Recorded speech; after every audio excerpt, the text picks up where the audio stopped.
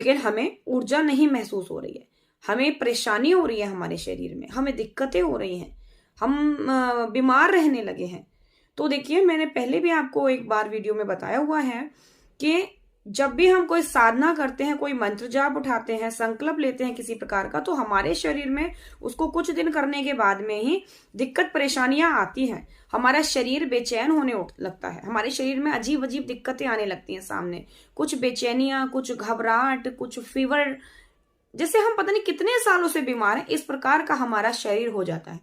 तो वो हमारी जो है शुभ संकेत होते हैं, वो पॉजिटिविटी होती है, वो हमारी ऊर्जा होती है, जिसके कारण अभी मानकर चलिए, मैंने पहले भी बहुत बार बोला है कि शक्ति कोई हलवा पूरी नहीं है कि जिसको चाहे उसको मिल गई।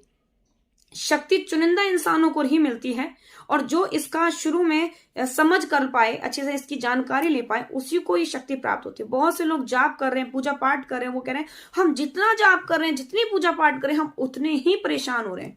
तो जितना पूजा पाठ करोगे, जितना जाप करोगे, अगर उसका फल आपको मिल रहा है, तो उतना ही आप शरीर से परेशान हो जाओगे, उतनी ही दिक्कतें आपके अंदर आएंगी। क्यों? क्योंकि भाई कोई अच्छी एनर्जी आपके अंदर जागृत हो रही है, उसका कोई एक ऑरा आपके अंदर जग रहा है, तो कुछ तो शरीर में बदलाव आएंगे ना। तो शरीर में ये तो नहीं है कि आपका शरीर बड़ा बहुत ही पहले से पावरफुल है, इतने आप इन सारी चीजों के लिए एक्टिव रहे हैं, तो ये सारी चीज आप आसानी से झेल सकते हैं। कोई भी नई चीज अगर शरीर, एक छोटा सा इंजेक्शन भी अगर हम अपने शरीर पर लगवाते हैं, तो उसके लिए भी हमारा शरीर जो है, हम ऐसे सुकुड़ से जाते हैं कुछ, है ना। बहुत से लोगों को होता होगा कि जब इंजेक्शन लगवाओगे तो कुछ तो हम रिएक्ट करते ही हैं। इंजेक्शन ये तो नहीं हम बैठे हैं, नॉर्मल बैठे ही रहेंगे, घुसेगा तो हम कुछ नहीं देखेंगे, नहीं,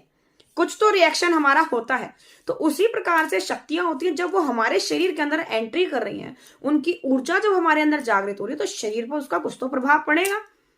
और जाहिर सी बात है, शक्ति है तो कुछ फूल तो झड़ेंगे नहीं, कुछ तो शरीर को पीड़ा आएगी ना, जब शक्ति अंदर प्रवेश करेगी।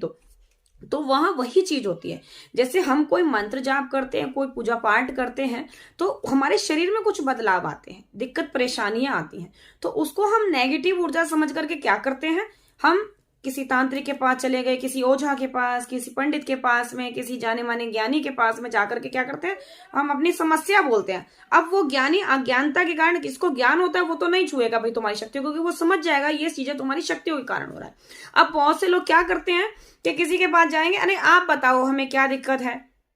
मैं मानती हूं कि आजकल जो रीडिंग करने वाली चीजें हैं वो बहुत चल रही हैं, ठीक है, और स्कैनिंग अच्छे तरीके से लोग बाग कर लेते हैं, लेकिन जो कर लेते हैं ठीक है, लेकिन आज के समय पर बहुत से लोग ऐसे भी बैठे हुए हैं जो नहीं कर पा रहे, लेकिन और स्कैनिंग करने की जगह पर बैठे हुए हैं। तो उस स्थान पर